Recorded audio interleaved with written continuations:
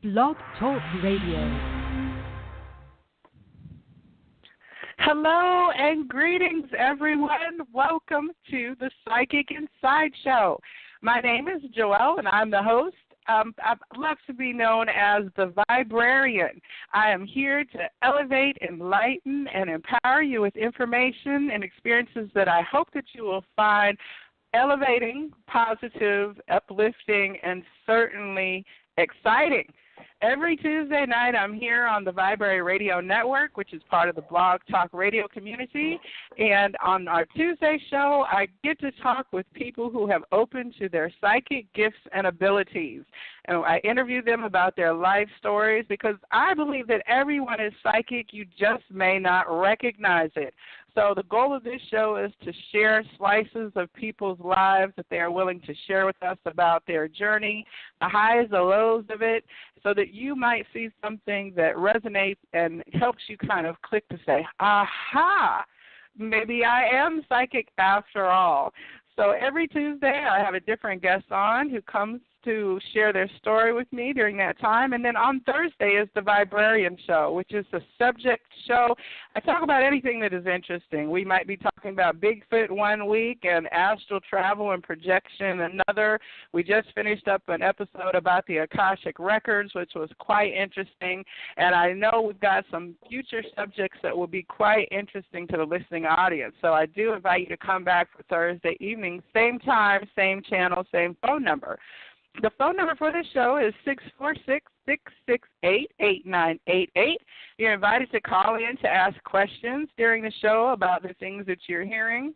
And we certainly appreciate you if you connect with us on Facebook. Now, my community for the Vibrarian, I like to call them the Good Vibe Tribe, because we're there to uplift each other, and your vibe attracts your tribe, so we're trying to spread positivity.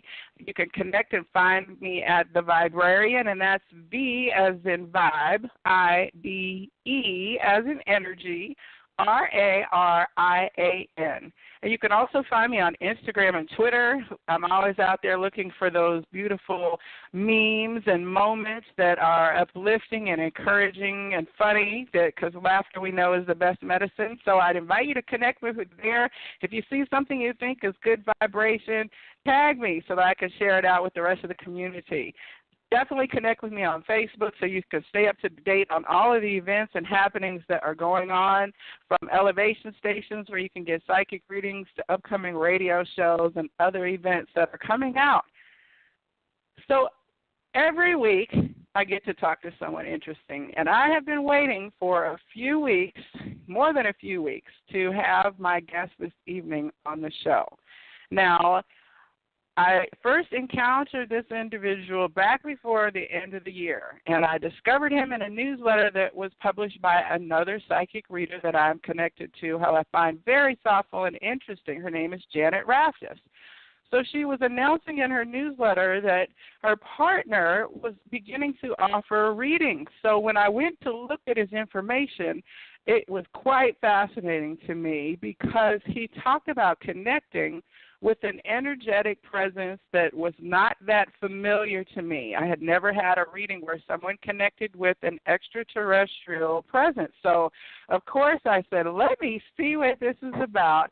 And I reached out and connected with Scott Hall. Scott Hall is an intuitive channel here in the Atlanta area, and I was fortunate to be able to have a phone reading with him, which was quite unique and different from some of the other readings that I had had. And as this show launched, I said it would be wonderful if I could really, some people call it being nosy. I don't call it being nosy because I just want to know more. I have a thirst for information, and I'm curious about who people are and what makes them tick. So tonight, I'm very, very excited to welcome to the broadcast Scott Hall. Scott, welcome. Thank you. Thank you very much, Cheryl. Now, I don't know if you are, like, the fact that you're channeling an extraterrestrial, I know that you have your blog out there, and I've been subscribing to your newsletter for some months. I don't know if that is really part of your calling card or if it's just the thing that intrigued me most about what you were stating. Is that one of the main areas of psychic gift and ability that you are working with, or is it just kind of part of your mix? It's definitely just part of my mix, which is kind of cool to say that alien is just part of my mix. It's like having a family member as an alien. Like, yeah, no, he's just part of the. Not a big deal. Well, I'm thinking about E.T. in the closet. We're back in the E.T. phone home. They had the alien in the closet they were hiding. So, he's one of the people I could speak to. Like, if I need help, he's one of the people. So I can just pose a question to him, or if I have questions in meditation, he may be the one who comes forward and gives me information. Now, how do you define your gifts and abilities if you had to describe yourself to others? Well, I'm a psychic empath, very, very empathic, and a channel as well. Those are the main things: psychic, empathic, channel, I would say. Then there's a whole bunch of other stuff I'd like to do as well. But I just kind of like to leave it as wide open as possible because it seems like something new's popping up all the time for me, which keeps it really interesting. So I get bored easily. So it's great doing when I do readings to be able to kind of reach in different areas to get the information. Now, empathy is something that I've heard many of the people who've been on this show talk about as their first kind of engagement with spirit or with other people's energy, that they were highly sensitive to that, and it was impacting them in a negative way without them knowing. Right. Would that be a fair description of your experience as well? Yeah, pretty much from birth. I think the reason why it's negative is because it's only the negative people that are really where it makes you aware of it in a bad way. Otherwise, if you're around loving people and being extremely empathic and picking up on them, you wouldn't think twice. Why would you even think to discuss it? It's like, yeah, empathic. Oh, I thought I was just feeling love constantly. The problem is when you don't feel love and you feel bad stuff and you pick it up from other people, then that's where the problem is. And for most of us empaths, that's we haven't been living in the best environment. You kind of think in a way it's like a training environment. When you're in more of a difficult environment, it automatically teaches you what's what. You have to think about where does that person end and where do I start. For me, it was later in life. It wasn't until the last couple of years where I really got into that and understood where I was versus where other people were. If that makes sense. Energy. Yeah. So your family environment and your younger years, would you say that did you have awareness of your empathy and or psychic abilities when you were young?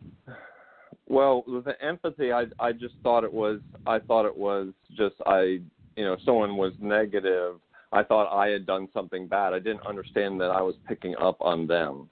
So I didn't understand. So if my mother was in a bad mood, I didn't understand. I thought I was the cause of her bad mood because I was feeling her bad mood as if it was me, and took it negatively. So that was really difficult. The psychic part, I always just believed in a wide range of things.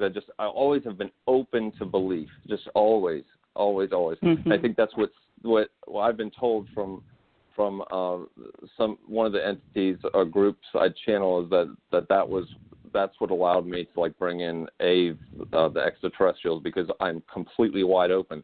So I had this wide openness, but the only time when I was really young that I remember specifically that was unusual was I was floating. I was sick and I was floating in my bed above the bed. I was floating in the air, I guess, above the bed, and I couldn't talk. And so I had one of those things, I can't remember what people call it, but where you kind of can't move at all. but you're floating. Sleep paralysis. Yeah, I had that. I remember that was a real big deal to me when I was young. And then later on, then as an adult, I started lucid dreaming. So that was that. But I also had, I would pick up on what things that would happen that were happening that I couldn't see. So that happened, not drastically or anything. My main thing growing up, I was empathic. I think I tried to shut everything else down, not knowingly, but that's what I did. Now, being a male, do you think that you had more challenges because you were, quote unquote, sensitive, as they sensitive? Was that challenging then as you were growing into your teen years and then coming into relationships as an adult? Oh yeah.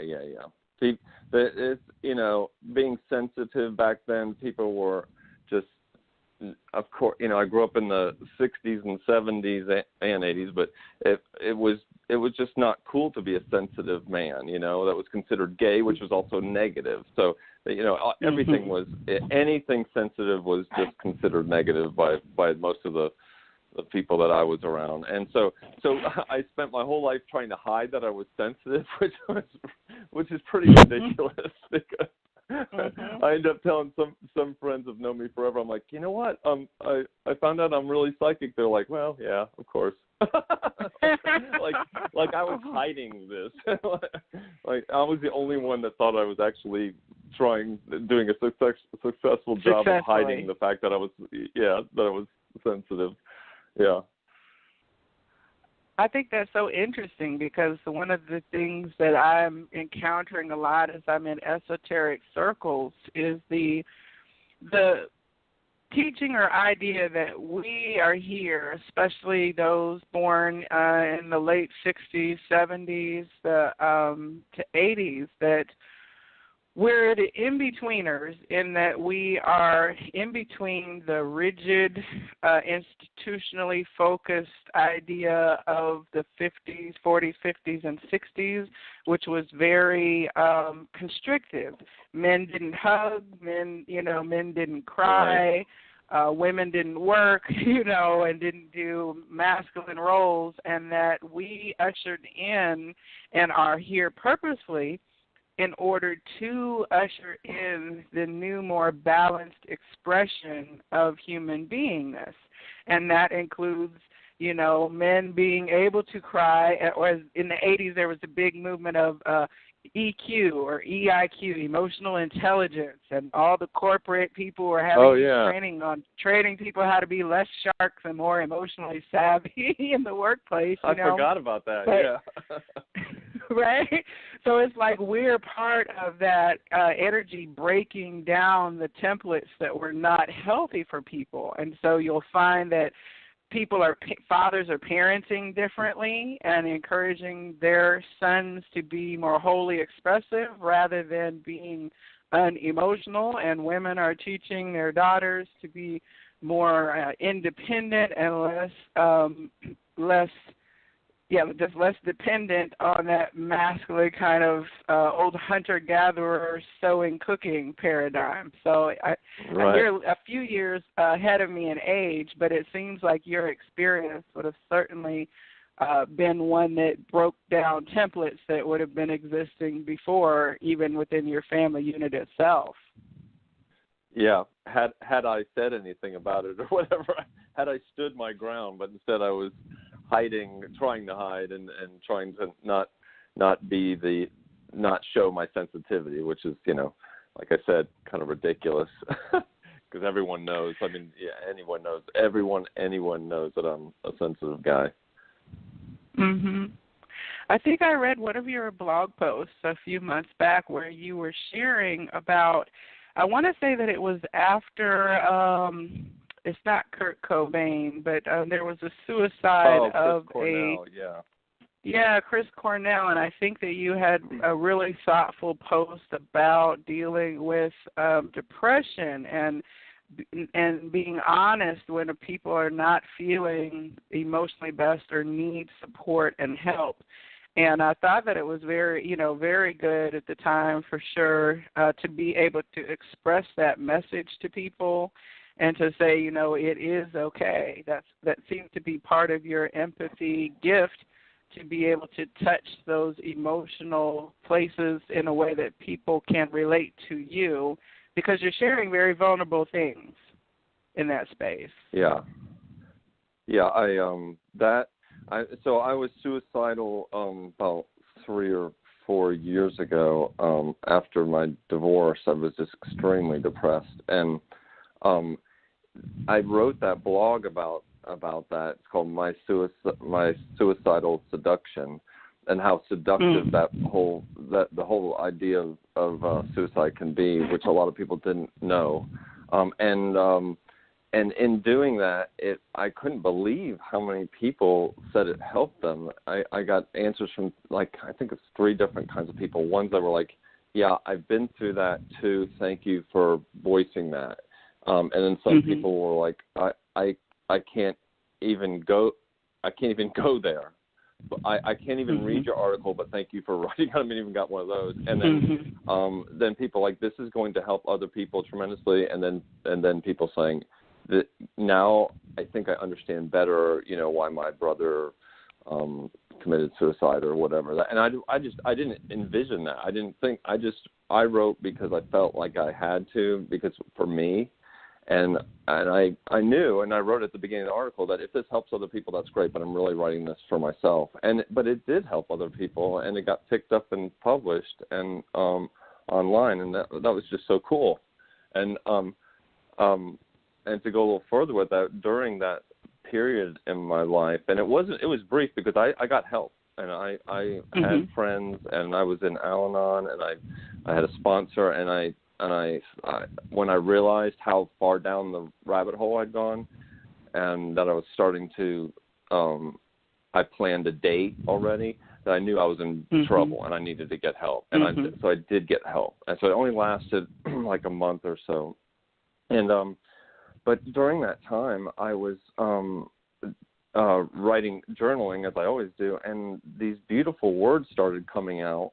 You're a wonderful person, you're a loving person, you have so much to give, stuff like that, things that a suicidal person would not write, things that when I'm like thinking I'm dirt or lower than dirt, why would I write something like that? I mean, it was such an extreme contrast to the way my personality was thinking, my ego was thinking, or whatever. And I realized it was from somewhere else, and that's where my channeling of entities began. I'm also an artist and photographer, and I've always channeled music and arts, but this was the first time where I knew of an entity was actually coming through me.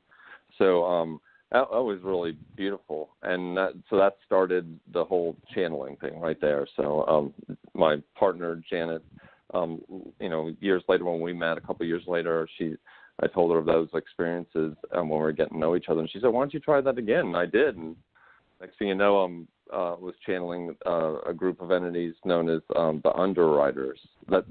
And basically I give them these names, but that was the name that stuck, the Underwriters. And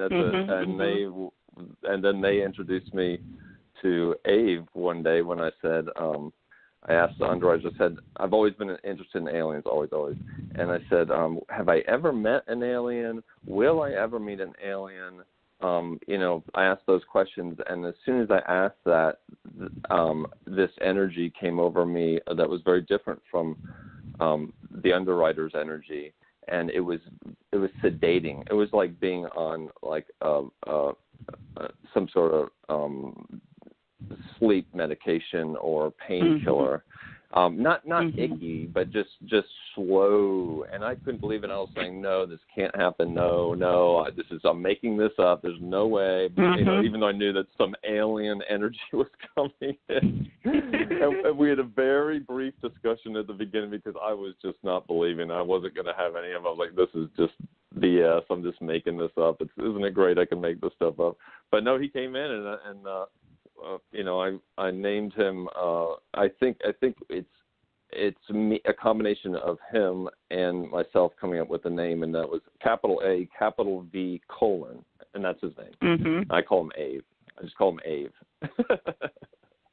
I always wondered how to pronounce it. I knew I'd read your Yeah. explanation that it's, it really is just A capital V colon. I think I had an extra slash in there somewhere, but Then the colon's extra hilarious. It's just awesome.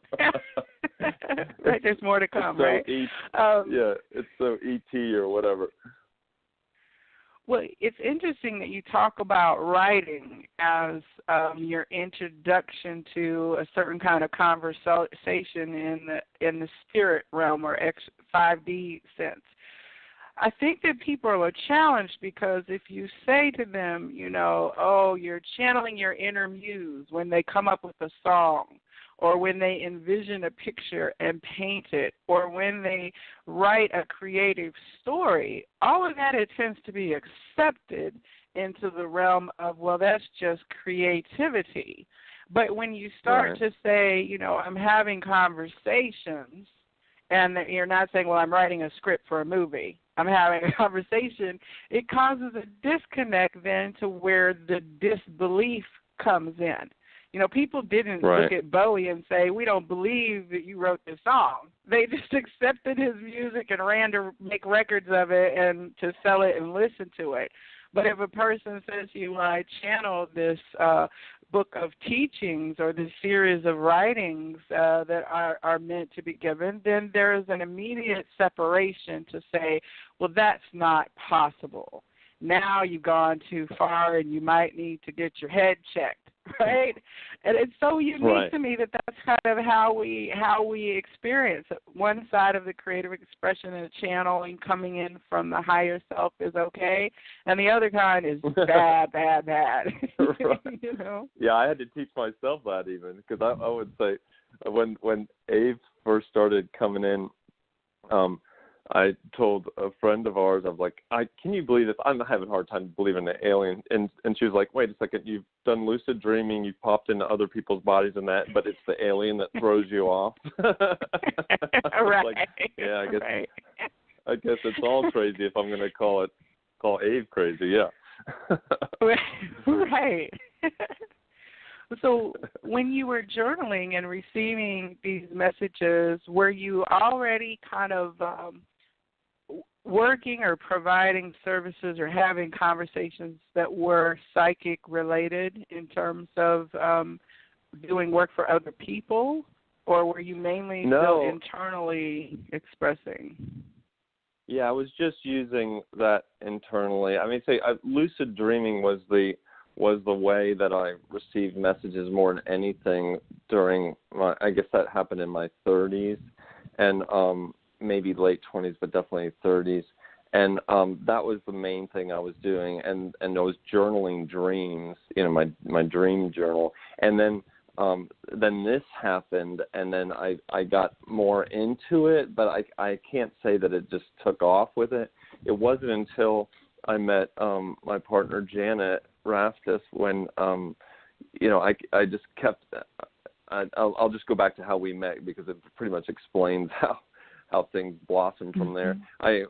We met and online, and we started talking. I was so interested because she talked about how she's an energy healer and intuitive, and I just asked her question after question after question about it.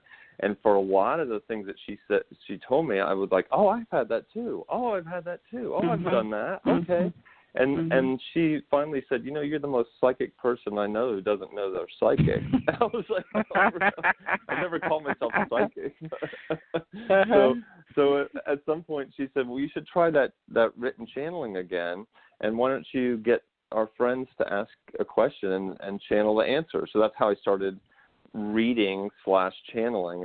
It was channeled readings and written only, and which took me forever because the answers would be like 3 or 4 pages long.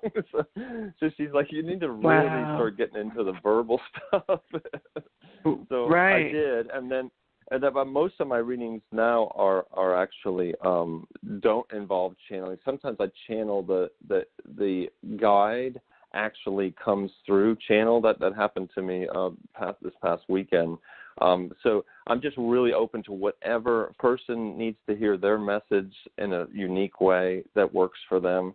And my belief is that each psychic is unique, right? So their guides, the client's guides, figure out what's best, who's best to come forward to the psychic, and how that information should look to the psychic, so that information can be conveyed back to the client for the most impact. So I just kind of leave it open that way.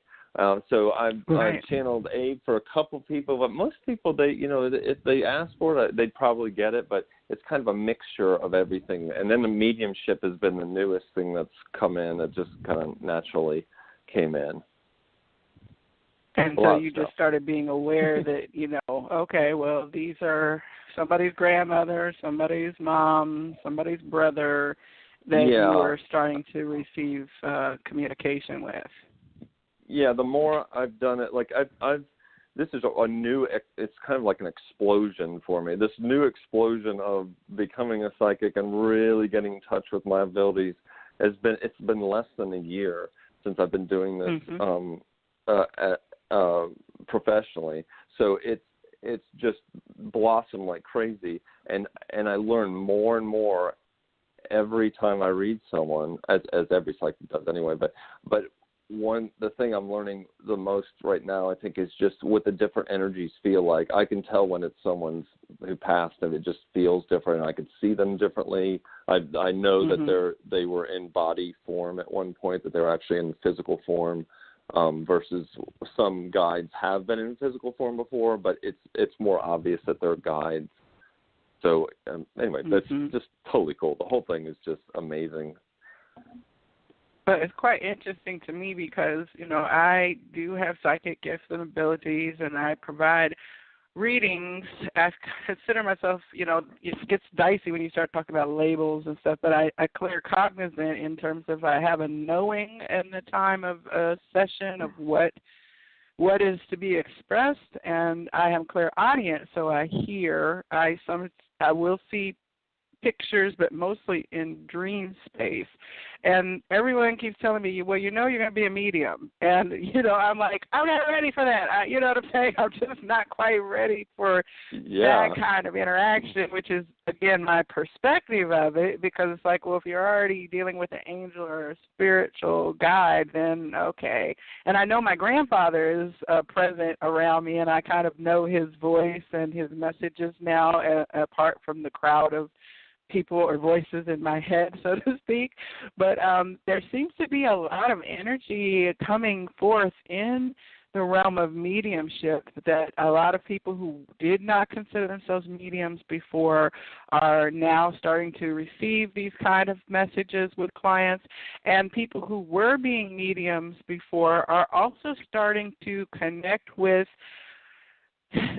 the people who do not have a loved one directly that they are trying to communicate with, but they are trying to express their story as a form of healing and release.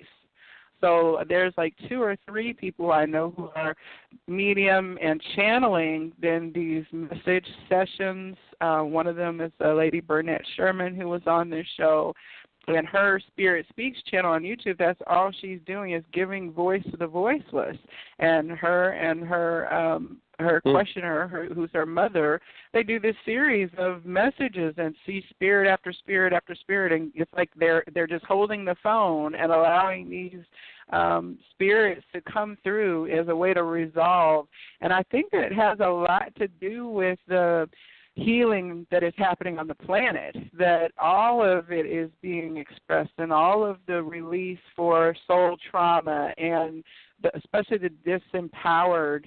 There's a lot of work in the Native American community around powwow time and just in general to heal the trauma of separation so that spiritual release can happen. So it's quite interesting to me that you're flowering into that it just started coming forth at this time as well.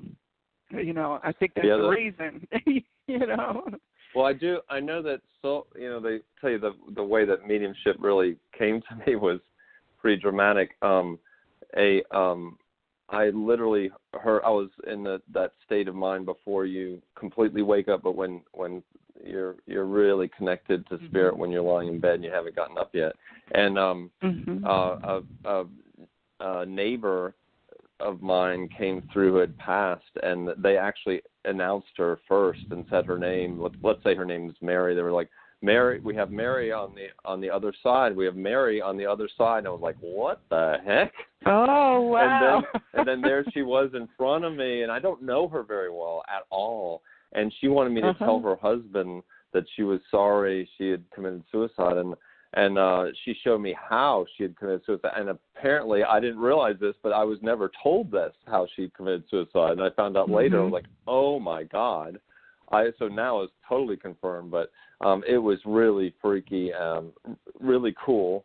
I have yet to talk to the husband, but that made me realize that, I can't.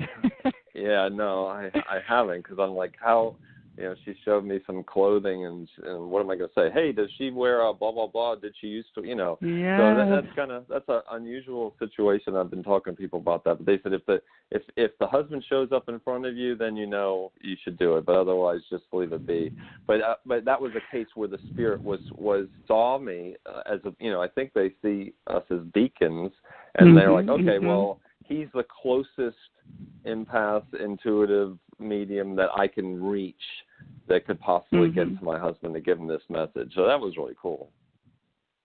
Yeah, that's interesting because, when you see it on popular TV, like Long Island Medium is a show most people are familiar with, and Teresa Caputo, of course we know part of it is scripted reality, but they always are showing her in random places, and the lady folding the socks in the department store, she comes up to her because she knows she's got a message for him, and then she engages the person in the conversation, blows their mind, delivers the message from their loved one. It ends in happy tears, and then the show moves on. But it's not easy to then do that, to say to someone, like you said, how do you do that, especially if there's a case of a traumatic or violent passing. You open yourself up to, well, how do you know? And then you've got the police at your door saying, well, sir, that detail was never released to the public. Can you explain to us how you do? You're like, well, my spirit guys, she came to me in the morning. They're going to be like, yeah, you need to call your lawyer. You know what I'm saying? Exactly. That could be pretty, that's pretty intense of a dynamic there. The mediumship feels like it's a higher responsibility. And I just think it's because someone has put so much, because they love that person, the client has loved that person so dearly, and it matters so much to them, more than, I mean, it's kind of funny, but more than some personal message for how they can grow spiritually. It matters more to them mostly. It's like, I really want to talk to this person. So when it comes in, I kind of resisted doing this because I was worried that what if I got something wrong and their feelings got hurt or whatever. But what I found out is that it's almost always beautiful. And and just to give you an example, one time I had a client and I guess she just needed, her parents had passed, and I had at least those two, I think it was 3 different people had passed, channeling pure love through me to her. I had to grab her hands. I don't normally hold people's hands when I give them readings. And I held her hands and just channeled love into her from these passed on relatives. So, I mean, it can be just absolutely beautiful thing, just wonderful. That was one of the most beautiful readings, period, I've ever done, because, I mean, there's nothing better to feel than love. And this is coming from a guy, I'm a musician. I've not written many love songs. I'm not that kind of, I may be a sensitive guy, but I don't sit there and write love songs, And so love is a new thing to talk about openly and cry and all this stuff. This is new for me. So to be sitting there channeling love to a stranger, that's like, I would never have guessed I'd ever do that. But it's such a rewarding, wonderful feeling to be of service to someone like that. It's funny because, you would think that with you being sensitive, that you'd be, writing all by myself. Or, I'm saying, something that's like the ballad love song sensitive guy. Well, I was hidden sensitive. Hidden. Yeah, but I was hidden, right? So I grew up in the 60s and 70s. I was hiding. It was more about, hey, I'll get the girl and the drug, sex, and rock and roll. I mean, I wasn't about that, but that toughness, right? That kind of toughness. Well, you were death metal, though, were you? No, I played heavy. I played heavy rock.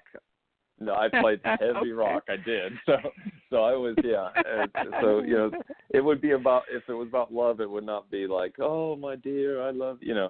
So this is right. new. Now I can write those kind of songs. Now I'm capable of expressing myself more in written word in a loving way. So I'm happy to be here. I'm happy to have changed like this. And the cool thing about it is I see it completely differently now. Now I see that I feel that men such as myself who can express themselves emotionally actually are stronger and come across as stronger than a man who doesn't. So it's the opposite of what we used to think, because how many, when you see a man who can take care of his kids and love his kids and very kind to his kids, you're just like, everyone's blown away by that. No one's blown away by some hard-ass guy who can beat people up. I mean, no one's, the opposite is right. true. And I think things have changed to allow that to happen, where we can really start to look up to people who have, to men who are compassionate and can cry, Mm-hmm. Absolutely. I think that I get the what are they called? Not the president of Canada, but what's Prime Minister, is that what he is? That guy, like, people love that he's so. Which way, in Canada or in France? Yeah, in Canada. Oh yeah, Trudeau. I can't remember his name. Yes. Trudeau. Yeah, he was crying, and the women were like, "That's awesome." But I also think he's awesome. I'm sure there's men that think he's awesome, that he can be that compassionate. Oh yeah, and run a country. I think it's absolutely. Like I said, this shifting. I'm 45 years old, born in the early 70s. So just the shifting in even my teenage peers who would never have cried except that they lost the championship basketball game, to now them being, these sensitive men who boo-hoo at their son's college graduations, or when they watch a sensitive movie, or they hug their other male friends and allow, they're just more emotive. And I think that is right. part of the healing, as well. And I'm excited about the time that we're living in personally, because 30 years ago we had to watch X-Files and Star Trek and things like that to encounter the extraterrestrial realms. And now it's actually if you're in the YouTube channels that deal with this topic, it's actually very common for people to speak about channeling of extraterrestrial energy. I don't want to say common because it's not common, but it's not right. unheard of, No. Now, were you familiar with the area of channeled messages before you started? Well, I mean, doesn't it make sense that, when I think back, I'm like, oh my God, now everything I've done makes sense, that what I was interested in. I was interested in Seth, and then I was back in the 90s. And then I was also interested, I went from Seth to Abraham. So Abraham. Okay. So I was definitely interested in channeling. Never thought I would do it. Never really had an interest in doing it myself. I was just interested in the message. So no, I didn't have any experience with that other than I did have the knowledge that it happened. Now, extraterrestrials didn't have any knowledge of that. But I do want to talk about what Ave is about, because I thought when the extraterrestrial, getting this extraterrestrial energy, and the funny thing too, by the way, that I told Janet about it. She was somewhere, I can't remember, maybe she was on a plane or something. And I told her I just channeled extraterrestrial, I think. And she, as soon as I told her that, she started feeling the energy from him, and she had a hard time texting. She was so slow to text. She could hardly text. Oh, wow. And he affects me so much. When I did writing channeling, I still do when I channel him most of the time when I'm by myself. And I usually write in large block letters, but with him, I'm forced to write in small little letters. It's just I can't move my hands as much because of the energy. But with all that, and me, I love sci-fi kind of stuff and X-Files. But the funny thing is, he's not like that. That's the shocking part, and that's the part that I know that made me realize it was real, because it wasn't what I would have imagined or made up in my head. Right. Okay. It was all about love from the very beginning. The answer to every problem is love. Every single situation. It's all about touching the heart, getting in touch with your heart, moving, making decisions with your heart. I'll just give you one example of one thing that's really cool that he told me, is that laughter is a form of love, and with love, but especially with laughter, we open ourselves up when we're laughing. We really open ourselves up to the love, and in doing so, information can be transmitted. So there's information that can go, not just love, but information as well. And I was like, what? That's so cool. What a concept. And Janet and I began, prompted largely by him too. I can't remember exactly how we came up with the idea, but he was Ave, my extraterrestrial friend, was all about it. And he said, what's so great about, so anyway, we're doing a sitcom. I don't know if I'm jumping everywhere. We're writing a sitcom about intuitives, like a psychic, a medium, a healer, and a channel, and we're writing a sitcom about that, and he's helping write some of it. And he said, what's so great about doing a sitcom is because through laughter, information can be given. So the people who are watching the sitcom will be laughing about something silly, like a ghost pushes something over, something silly like that. But they're also opening themselves up to possibilities that these kind of things really happen, especially people that aren't exposed to that kind of thing. So when everyone's in laugh mode, they actually open the possibilities for themselves, which is so cool. I didn't think of it that way.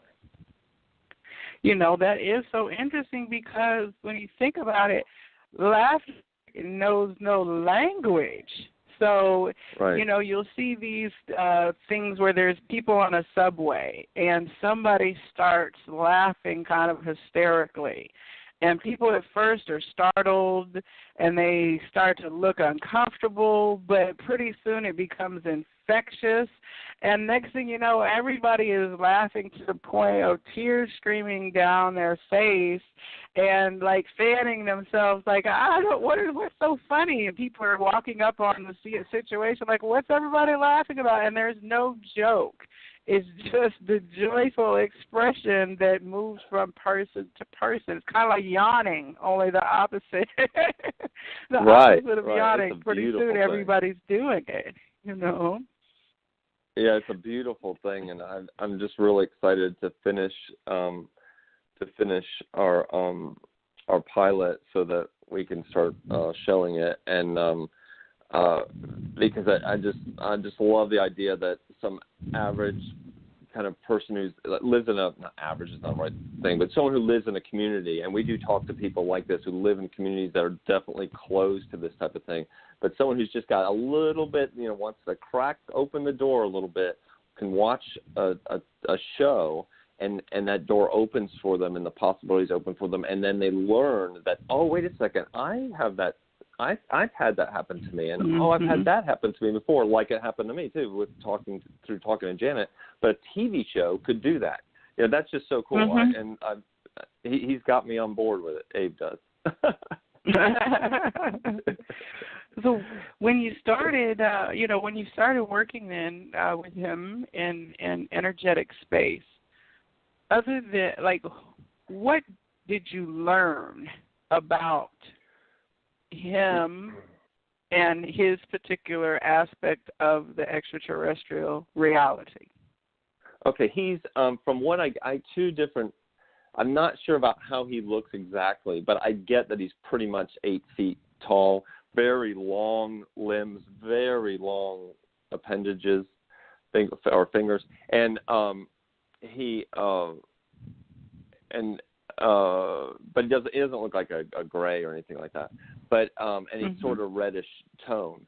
He did bring me to his, let me travel to his planet via, just the astral. It wasn't even an astral. It was just in meditation, and it's a lot. It's a very rocky planet, but it just felt very loving. and just saw a lot of rocks, and the entrance to his house had a bunch of flowers around it. It was just really pretty. But he told me the coolest thing he's ever told me is he said the most foreign and unusual thing you would find about our planet is how we love you and how we love each other. Mm-hmm.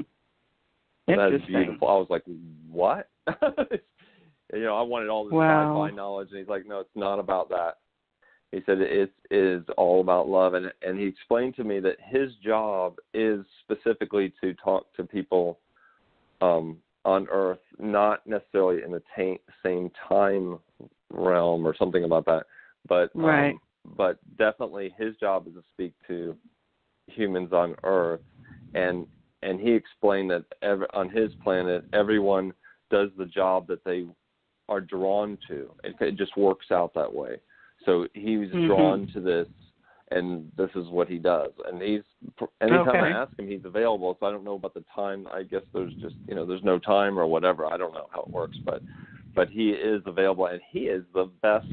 I mean, not the best, because I have other guys that do a great job too, but he is just awesome at getting me through difficult times.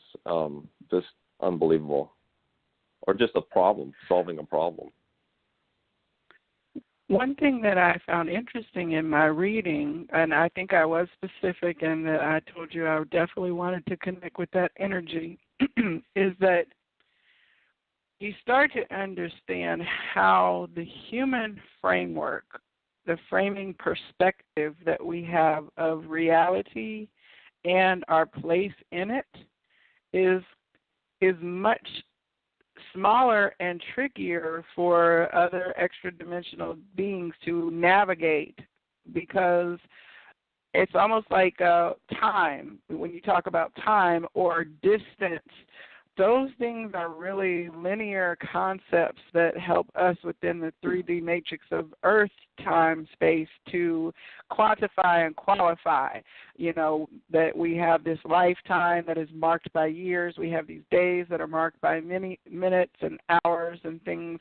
But when you remove all of that or try to exist extra to that, that's where most of the energy from spirit and 5D, 45D, and beyond, and other planets, to where they'll say, well, to you it is future, but to us it is a present, because we don't have a concept of future or past. We just are looking at all that is in every single moment.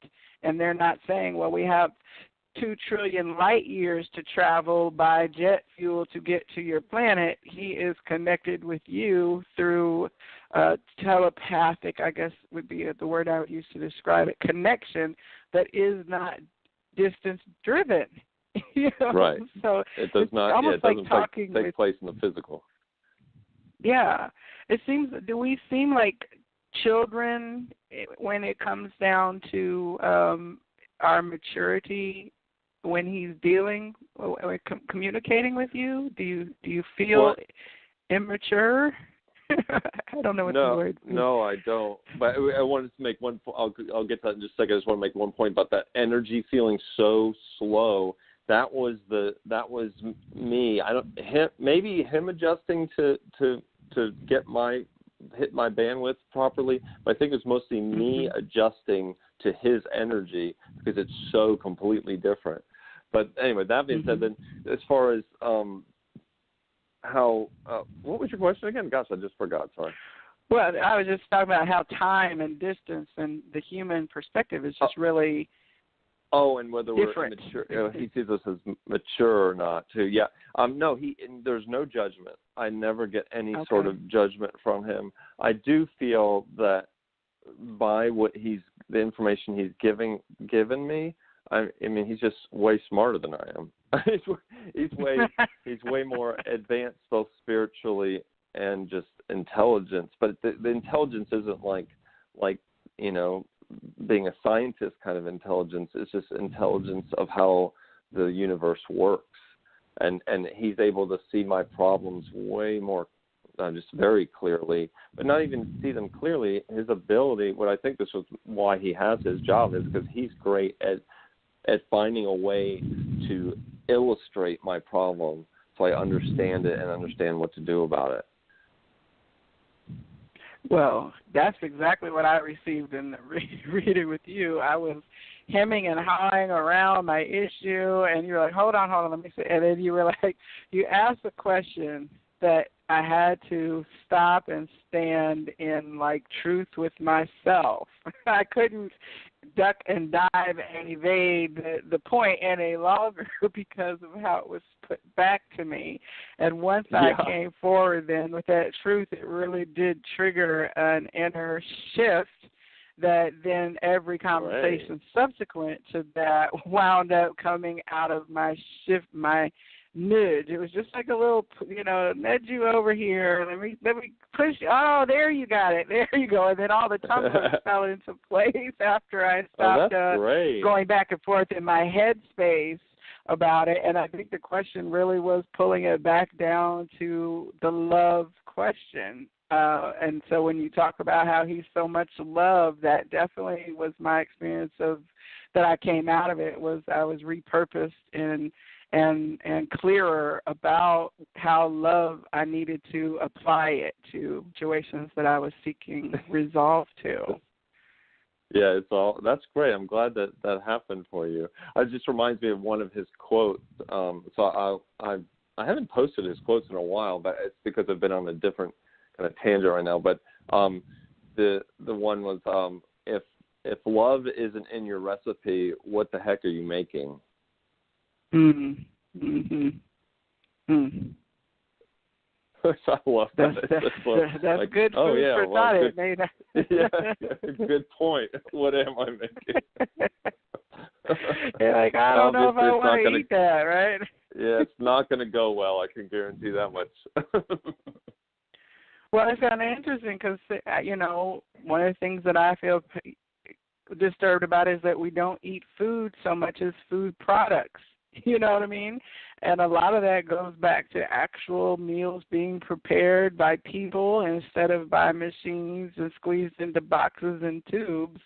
And, that loving dynamic of sitting down and breaking bread and sharing a meal with someone who has spent their time and energy cooking it for you. It's like the macro is representative of the micro in all applications of that love theory. Right. You can do your job, but if you're not loving your life and the thing that you're doing, then you should shift yourself to the place where you are loving your life and loving what you're doing, because that's really what we're meant to experience. We're not supposed to be in the doldrums and hating to get up every morning, dreading our job and making us feel negative vibrations and sick and all of that just to make our living. And so many people are restricted in fear to step out to do what they love or to express love to other people. It's a common encounter or obstacle, I think, in our current reality that people are encountering, needing to be authentic in love of self, love of their life, and love of others, for certain. Right. They now, not just Abe, but every single spirit guide, angel, whatever that I've encountered while I'm reading people, that it's all about loving yourself. That's the main thing. You got to start with yourself, love yourself, take care of yourself, and go from there. But it's like if anyone has a problem and they're not taking care of themselves, that's the first thing. It's just no matter what, like clockwork. Every single reading is like that. And then the people who are some people are very, really in need of help, and they can't possibly get to that point. Then they always recommend, to seek help of others. It always helps you to seek help of others and to pray for help. But even people that are just like, oh my God, I have nowhere to go, I don't know what to do, just to let go and let someone else lead you to love, or let someone else take the next step for you just to get you there. But no matter what, it's all about getting to the point where you love yourself, and then you can love others as well and be of service to others. Do you have any theory or insights from your experience as to why we are in such an unloving or unaware of the love around us reality? No, I just feel like I can only speak for myself, and I feel like my life is a blessing, because if I hadn't had the adversities, then I wouldn't feel so thankful about where I am now. And so I think we should all just look at it as, yeah, that's what I'm struggling with, and wow, every little step I make in the right direction feels great. Really, if we're going to be honest, it feels great because of where I came from. And, just like a sunny day after weeks of rain feels great. It's the same thing. So instead of figuring out, dwelling in why am I feeling bad, dwell in, move to the wow, I just made that little step, and God, I feel better. And isn't that wonderful? It feels better. And why does it feel better? Well, because of where I came from. No, that's okay. It's kind of the way I look at it now. I can't say I definitely didn't look at it that way. And there's definitely days where I don't look at it that way. Like my car breaks down. I'm like, why me? Oh, my God. Right. And then my guys and Abe and everyone puts me in the right place. And then you find yourself laughing at yourself, and then comes the release of love back into the situation, right? Right, it's exactly. interesting because I was thinking as you were expressing that the why, a lot of times the why did something happen to me? Why did this happen to that person? Why me? We cry out to, I think even in biblical God, Job was like, why, Lord? Biblical times. I mean, that whole why is something that we're seeking. And many years ago, I was depressed and dealing with the dissolution of my marriage and went to therapy, but I wound up connecting with a non-traditional therapy. And in that environment, the question was not spent about why. Like, well, because you have issues with such and such. It was more like, okay, so what? How are you going to be your authentic self, and how are you going to then change you and how you're expressing yourself in the reality that's around you? It didn't come from a perspective of that I was creating my own reality. That wasn't until later, but it certainly moved beyond the why to a helpful position that gave me tools to move forward with. And I think that even as you're looking at channeling or receiving psychic messages or connecting with spirit, if you move beyond the, well, why would an extraterrestrial be talking to me? Why would an angel be talking to me? Why that questioning, to just say, well, you know what?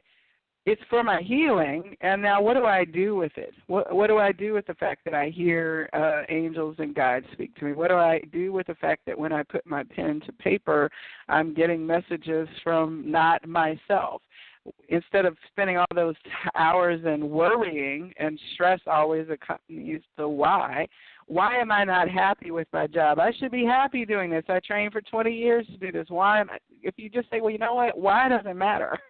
What matters is now what am I going to do with what I am acknowledging, and how can I shift it? And if that means I go to a psychic who provides some insight that I'm not ready to hear from my own team directly yet, if that means I go to a therapist to deal with my depression and questioning, then so be it. Whatever it is that moves me out of the why position of being stuck into the, okay, now what? I think I'm all for it, Right. I think the why can be answered in a mechanical way with the law of attraction. Is any recent things, but this happened because I was in this space and I attracted things that were in this space. I was feeling down, so I attracted bad things to happen to me, blah, blah, blah. That can be explained a little bit. When it comes to childhood, that's more, I believe, at the early child, that's a soul decision of what you want to go through. But once you're an adult and you actually are making your own decisions, then it's mechanically, it's the law of attraction answers the why. It happened because of this, happened because of that, and the universe put it there for you to learn something from. But yeah, then that's what I'm learning now is I just like you're saying, I spent way too much time in the why, and I still do. I still, with this psychic stuff, something will happen. I'm like, how did that happen? How did I do that? How can I repeat that? Instead of just getting into it and really enjoying it, So that's my new thing. In fact, I just got with our friend we were talking about. I just got a reading from her, wonderful psychic, and it was basically like, okay, now you want to know how it works? Don't worry about how it works. Just do it. Just move on. We slow ourselves down when we worry about the why, and instead of just enjoying it. It's like if you fell in love and you were kissing your new mate and just totally, and your heart's just pounding and everything. Would you stop and go, why? It's just like, right. That would be the last thing you should do. You should just be in the now and say, thank you, God. Thank you, universe. Right. Right. Now, you are providing professional readings and services for people. What does that look like in terms of? I know I read one of your blog posts that talked about coming out of the psychic closet, and waving your flag to say, well, yes, okay, I am. Yeah. And what is your current manifesting happening? So I provide phone readings, 60-minute phone readings and 30-minute phone readings, and then also in-person readings. And I do some. We also, with my partner, we also do house clearings as well. We do a little of that. And in my readings, it can be mediumship. Basically, I just kind of leave it open. If you want to connect with someone in particular, we'll do a mediumship reading, and know that sometimes the person you want to come through doesn't always come through, but generally it works out okay. And if you want to do channeling, we could do some channeling, but that would be a 30-minute reading because it takes a while to get into the channeling. It's not. I don't usually just jump right in because you have to have a conversation first, and kind of start things going. And then, or it can be like a psychic reading just with your guides. I say just, it can be amazing. A reading with your guides where they basically, they just love you and want to help you and give you information to help you with your problems. A lot of people just want that, the readings, which I do also, where they just like, I got this job and I'm not sure if it's right for me, that type of thing too. I can do practical stuff as well because it's not me, it's the guides. They'll take care of it. They just feel like in the job of being a psychic for someone and giving them a reading is I'm a translator. I'm a conduit for them. Right. And the guides just tell me the deal. And the hardest part of being empathic and doing this, it would kind of be great if I could not be empathic for a while I do this because sometimes the guides give the person information that they don't want to hear exactly, Sometimes that happens. Like you're saying, you kind of got to, the client takes it and then has to go process it. But at the beginning, it's like, well, I don't know if that happens to me. And as an empath, when someone gives resistance, an empath feels that immediately. So that's been an interesting part of my growth is to realize where I stop, where other people's energy begins, and that the guides are saying things through me. It's not me saying something that is difficult for that person. It's the guides. I didn't even know the information, So it's really interesting. It's helping me grow as a person to understand, hey, this is wonderful, beautiful information that I am it's been bestowed upon me that I can do this, and I can give this information to people, and I can be of service to people and make them feel better or help them. If the information's there, the love is there, if they choose to feel better. It's still up to each individual. Absolutely. And I feel like it's one of those, it's a sacred honor. And it's not just limited to being psychic. It could be even if you're a friend who someone turns to in their time of pain because you give good advice. Anytime people allow us or entrust us with offering our personal opinion based out of our experience, or acting as a message conduit such as psychics or a therapist or a doctor. Anytime that we have an opportunity to contribute to someone's growth and development, that's a huge honor, and I think that people take it kind of lightly sometimes, if especially if you're dispensing advice out of like maybe an egoic framework or as a way to validate yourself, and then it becomes maybe not necessarily helpful to the person when you're in that kind of positioning with their life. And oftentimes people will then resonate away from those people in their trusted peer network. They won't go to that person for advice anymore because they're like, they just really weren't helpful, compassionate, or understanding, and they would probably have me messed up if I followed their advice in that moment. But most of us, we're really caring about our friends and the people around us when we do get an opportunity to express our truth to them or a truth to them. We don't take it lightly. And I think that psychics and people who are accepting the mantle of healer are definitely taking, their responsibility, because there's an energetic exchange that happens when you're connected then. I would assume that after like a weekend at the Blue Barn at Psychic Fair kind of environment where you're doing reading after reading after reading, that you're probably rather exhausted when you complete that. Well, the first four, I've done it 4 times, and the first 2 times I was completely exhausted because I was using my empathic ability at too much and just tapping into each person's emotions, which is just very exhausting. And it really, it didn't help me, and it didn't help the clients when I'm exhausted by the end of the day. I mean, but the cool thing was the last 2 times and this past weekend, I had so much energy because I changed the way I do things, and I was using more claircognizance and just the knowing, the knowing of what to tell someone than I was my empathy. I was being empathic just for a second, check in on them. I could see sadness. Let's talk about the sadness, whatever, just for a bit, but mainly using other abilities so that it kept my energy level up. And then I was at the end of each reading. It was wonderful because I just felt like hugging each person. I asked every single person, "Can I give you a hug?" Because it ended the energy too. I think that's what thing I was doing, is kind of saying, "Here I am. I love you. I'm giving you love. You're giving me love."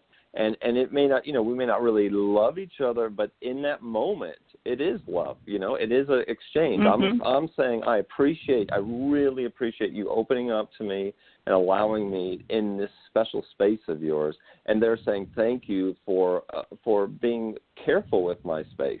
Thank you for being careful with my heart. And we hug, and I think that helped me exchange the energy back and keep, I stopped the hug, I keep my energy, they kept their energy, and both of us are really happy at the end of that. And then bam, I'm ready for the next reading. So it was really cool. It was a great experience this last time. I think I really made a good bit of growth as far as how to handle my energy while giving readings. Well, I was really excited when I saw that you were going to be at the Blue Barn, several weeks ago, because I'd wanted to reach out to you to participate in one of the Elevation Station events that are pop-up kind of half psychic fair, half metaphysical fair, and I just wasn't sure if you were operating in that space. So when I saw you turned your light on at the Blue Barn, I think I probably messaged you within just a week or two to say, I've got an event coming up, would you participate? And the last event got canceled, but I do hope that in the future, I think we're looking at another pop-up in October, that you will, again, participate this time, because I think it's quite unique, to have a masculine energy, because the numbers are a little stacked for women to men. Were there only, maybe 2 or 3 other men at the psychic fair this weekend? Actually, a guy, a shaman I know, was there the last 2 times. So he just added double the amount of men. Yeah. Was that Steve?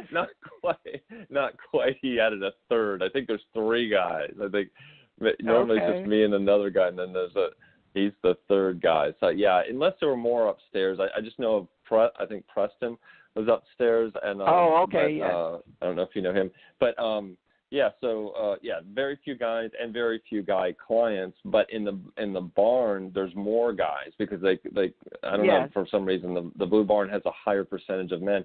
So it's really cool. I was able to read several men this weekend. I do it every time, but a couple of real macho guys. I mean, I say macho, you know what I mean? Not guys that were guys. They weren't. It just felt that way to me, and they were so open about it. It was so cool. It was just. That's one thing I want to do is help men more, and I'm starting a men's page for my site, for my ScottHallIntuitive.com site, and hopefully I'll get that going soon. And it's kind of the I just want to help men open up more, and I think that I might be in a special place to do that. Might be the right person to do that for some people because I'm a guy's guy. I like, I used to have a Porsche and race on the racetrack. And, I like working with my hands, like fixing things. I'm just, other than this part, I'm just, basically a regular guy. So I think I'm hoping that'll make men more comfortable to have readings with me, knowing that I'm not going to get all woo-woo on them. But, well, they don't know I'm going to start talking about love almost immediately, but right. But they can relate to me. They can look at me and go, okay, he's a guy. Okay, he's a sensitive guy. I see that. Okay, he's a musician, artist kind. I can see that. I get that, but I know what that is. That's a quantity. Right. That's a quality I understand, the artistic, creative guy, not, so it's not so scary. That's what I'm thinking. I don't know if that's going, how that's going to go, but I keep getting pushed in that area to help men as well as women. Women are awesome and still, the 90-something% of the business, but I would just love to get men more involved, opened up, more opened up, really. Would you repeat your website for people who want to connect with you through that? It is ScottHallIntuitive.com. Okay. And they can sign up for your newsletter or subscribe to your blog, because your newsletter is part blog and part newsletter, right? Yeah. The blog, if you go in the blog page, or I think all of my pages have the place where you can sign up to the newsletter, but it just says subscribe. You can do that in the blog. Each blog post has that on the bottom too. I made it extremely available to find where to subscribe to my newsletter. But I try to do once a week newsletter / blog, and it's usually, lately it's been about fairly personal stuff about my experience and my opening up, and my continued struggles too, which helps. Every time I'll go somewhere and people say, I read your blog, it was so helpful, and I'm still surprised by that. So it shows me one thing: opening up pays. Opening up helps people in some way. When you open up, so before I thought, well, I'm just whining, I'm being insecure, people are going to think less of me, they want to have a reading with me, but they're seeing that I have problems. Why would they want to come to me if I have problems? I'm thinking all these things, but still moving forward. I was told to move forward with this, expressing myself, and it's always beautiful. I always get something, someone comes up and says something wonderful. I struggle with that too, or they just may say, you know what, that was really beautiful what you wrote. I'm like, wow, cool. I'm always saying, I'm like, oh, what's he writing? And I can't say that about every newsletter that I receive from people who are in, the spiritual healing area. But I'm a reader, and being a librarian, of course, is my original profession.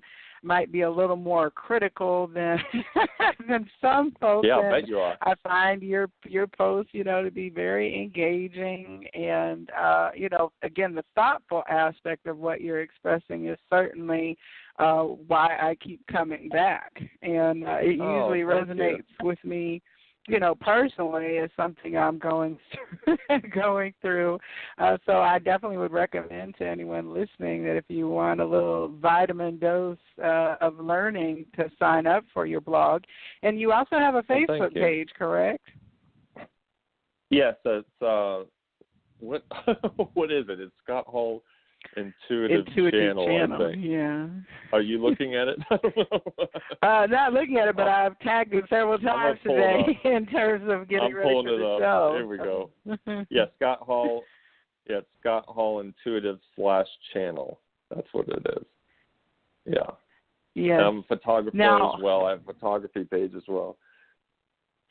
Well, and I wanted to ask you, are you teaching anything in the spiritual realm at this particular time?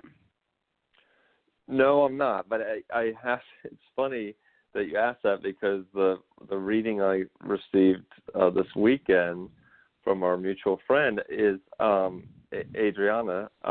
She said, or they were saying to her that that I'm going to be in the teacher role more, and I'm currently teaching photography, but I knew what she meant. I knew it was more than just photography, so I haven't gotten there yet, but I want to. I feel like mentor roles, now that I'm getting older, that mentor roles are going to be something for me, and possibly with men in particular is what I'm feeling like. But I would also, I would love to, I definitely think that's going to happen. It's in the cards, obviously.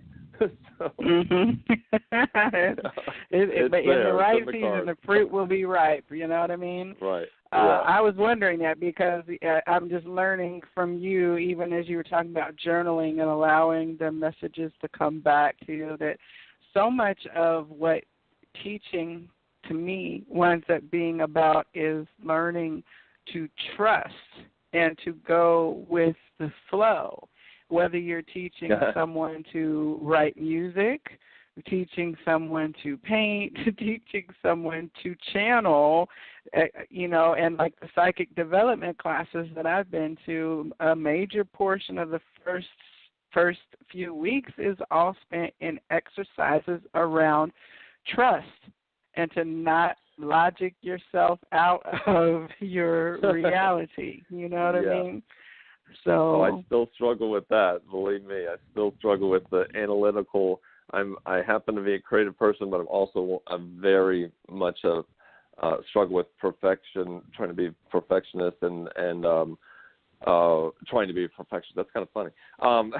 With being a perfectionist and over-analyzing all this stuff that's happening to me, and this creative, loving environment does not come with analyzing. Those two, it cuts it off. So appreciation of, wow, that was cool, a little bit of that is fine, but if you go into how did this work and let me see about it just doesn't work. It doesn't work. You have to just trust that it's working. Yeah, and the thing that you spoke about, I keep referencing your blog post, but you had a blog post about silencing your inner Siskel and Ebert, and how you would often come behind things that happen to you and say, "Isn't that crazy?" I do that all the time when I call my friends, I had this dream and such, and I'm like, isn't that wild? And they're like, yeah, that's wild, but it's kind of like a disbelieving, even as we're sharing confirmations with each other, Yeah. To suspend the disbelief reaction, to say, you know what, yes, it's not crazy, it's no crazier than anything else, it's just my reality, and it's releasing that judgment, Well, yeah, and also I think that by saying that, at least for me, I can speak about myself when I say, well, isn't that crazy? Sometimes on the good side, that's like, wow, isn't that cool? But on the other side, I think when I first started using it I know that it was like, I know you might doubt this, therefore I'm going to say, isn't this crazy? Like, I'm kind of doubting it too. Until you give me confirmation, then I'm going to drop the crazy thing. Yeah. And so that's a lot of energy that's not necessary. So that's what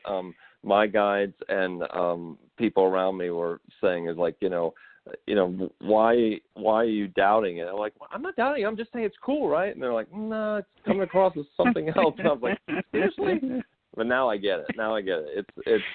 It stops the momentum. It stops the forward momentum when you stop and go judging it. Isn't this crazy?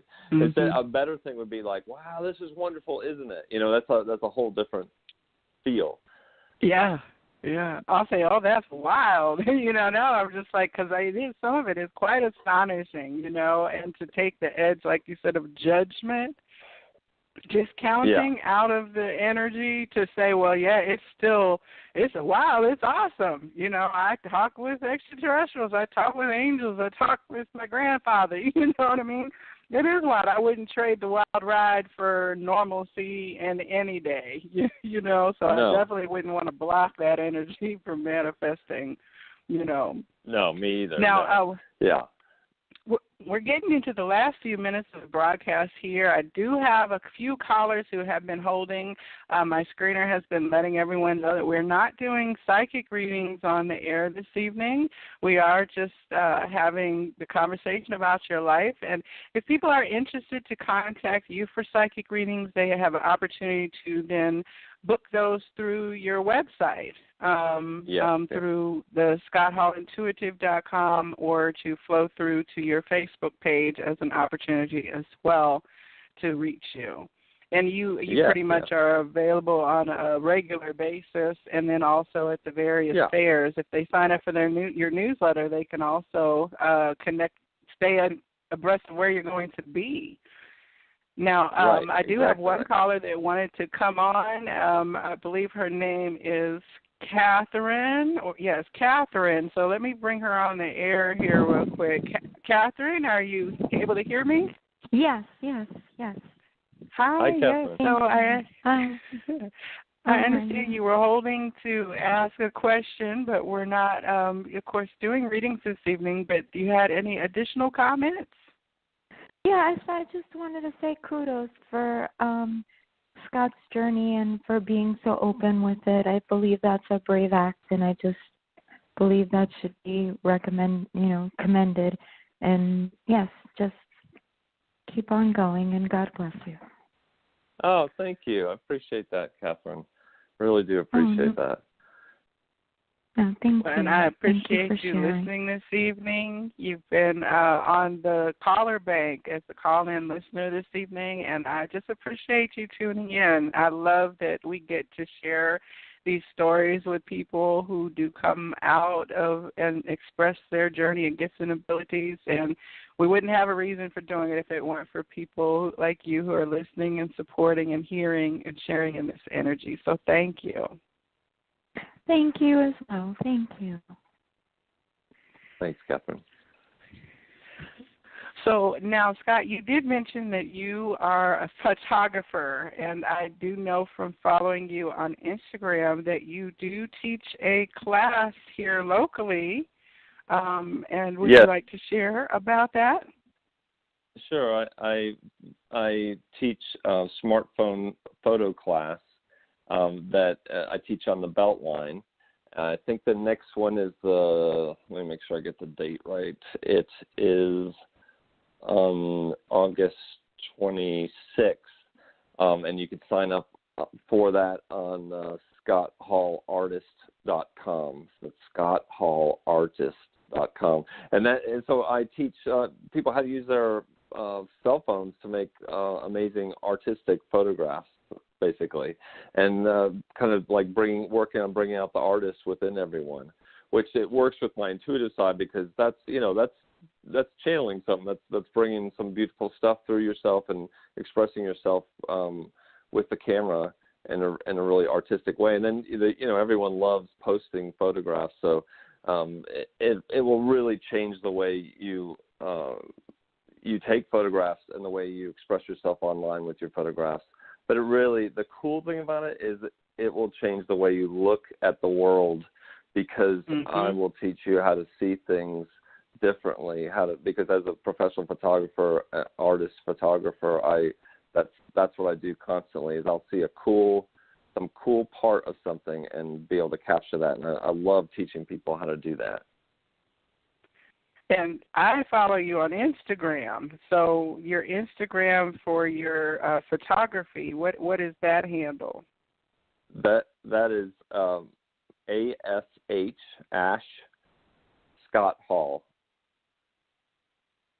Okay, yes. And I will tell you, the pictures that you put out there from, those of you who do not live in Atlanta, the Beltline is a kind of green initiative. It threads all through the metro in-town part of downtown, connecting areas that used to be kind of former industrial and unused space, but now it's beautiful walking path with art installations, and it kind of takes you back into some of the hidden areas of Atlanta that exist in plain view. And often when I look at your pictures, I'll say, oh, I know where that is, but you've done it in such an amazing way that it's like, wow, old railroad tracks never looked so cool, before. So I would definitely invite our listeners who are not in Atlanta to follow you on Instagram so you can see some slices of our lovely city.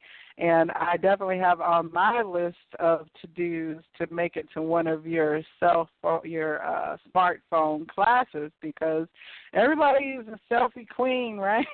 But to be able to capture that moment with some skill, and it's definitely not underrated anymore, because there are sites that will print you photo albums off your Instagram and make you prints to have in your own home that are captured with your vision.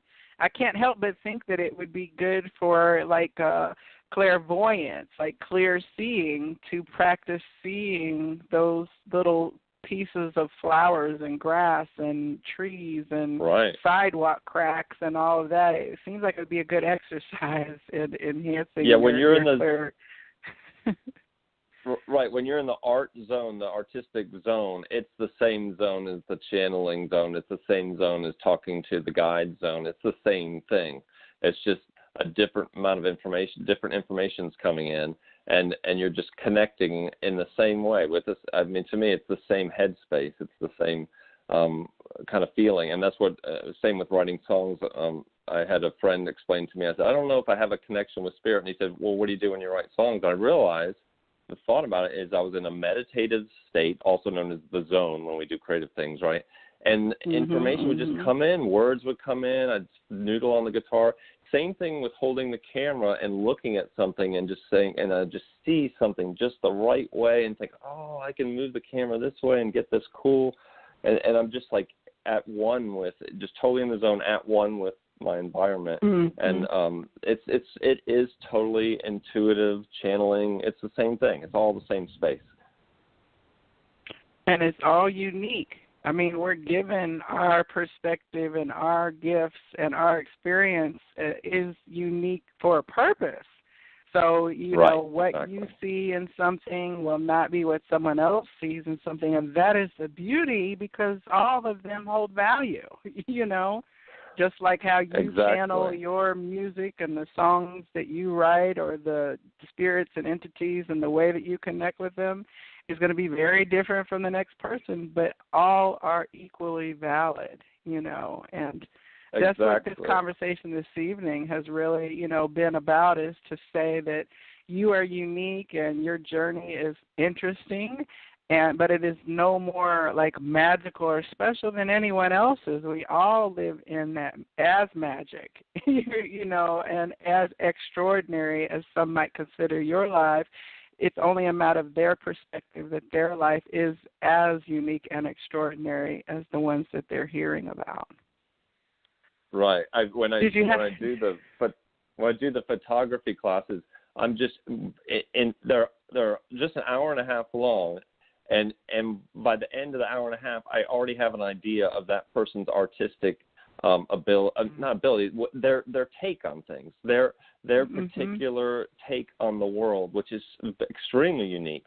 Because I've got 7 people taking photographs of the same thing, and they all take different photographs. So it's so cool, and I think it's the same way with being intuitive. Is everyone's going to operate in that channeling, creative, psychic space differently, and that's why it's so cool. You can get the same. You can get readings from different psychics, and they'll give you the same information, but in their own unique way, because they have their own unique connection to spirit, the universe, God, however they choose to look at it.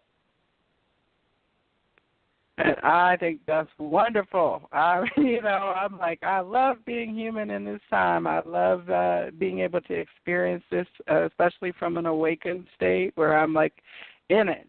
I'm here for it. You know what I mean? And living in my truth. And I appreciate your contribution to my personal reality as you've been showing your truth and standing in it and shining your light for people. It's definitely made a personal impact on me, and I think that it will also continue to impact others. So do you have any last-minute words of wisdom or advice for the audience before we close here?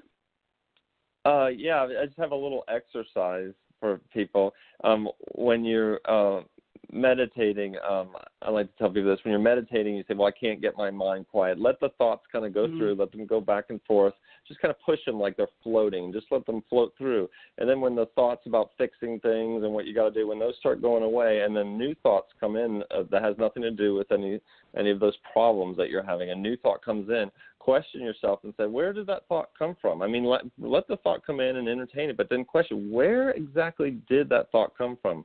Because you might find that you're being given some information from guides, and that's the space where it comes in. It's way lighter than what we think. As far as my personal experience, it's very light. It's not heavy. I got to pull on this rope to get my guide. It's just I'd like to give people that little exercise and see where they go with it.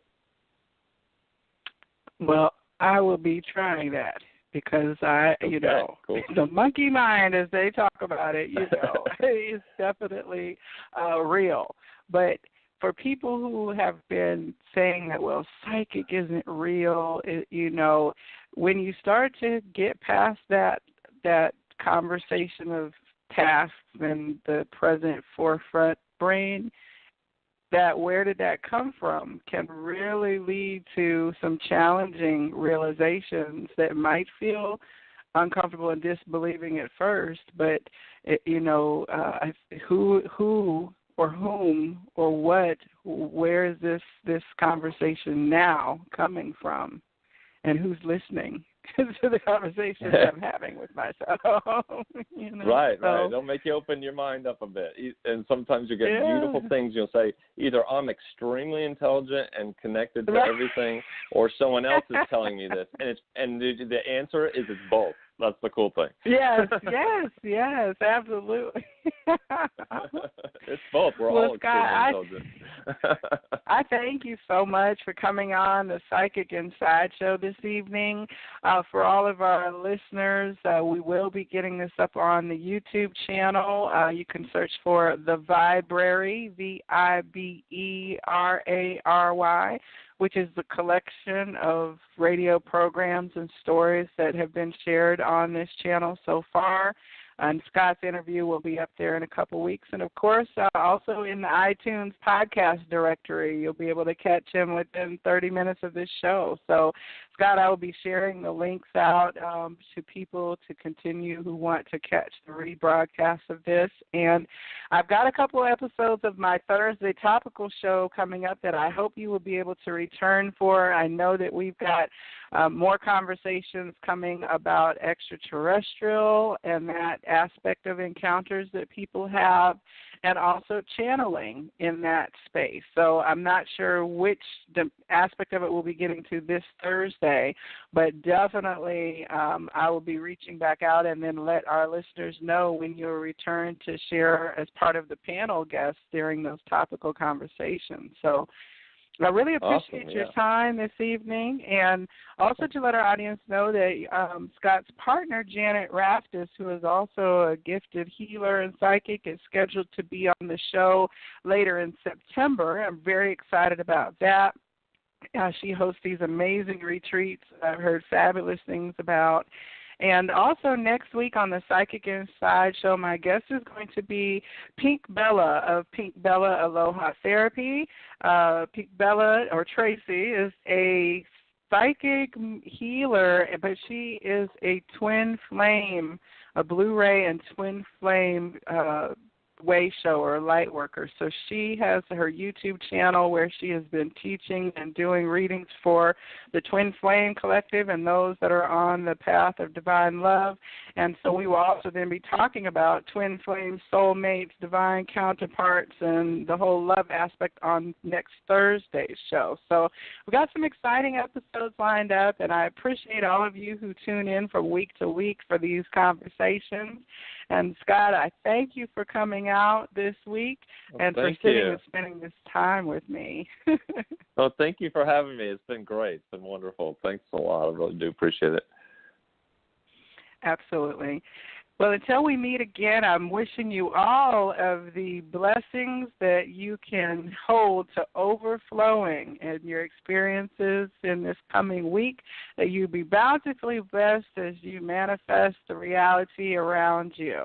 And so I wish you love and, as Scott would have you say, laughter, so that you can experience that opening and the language of that comes down with that.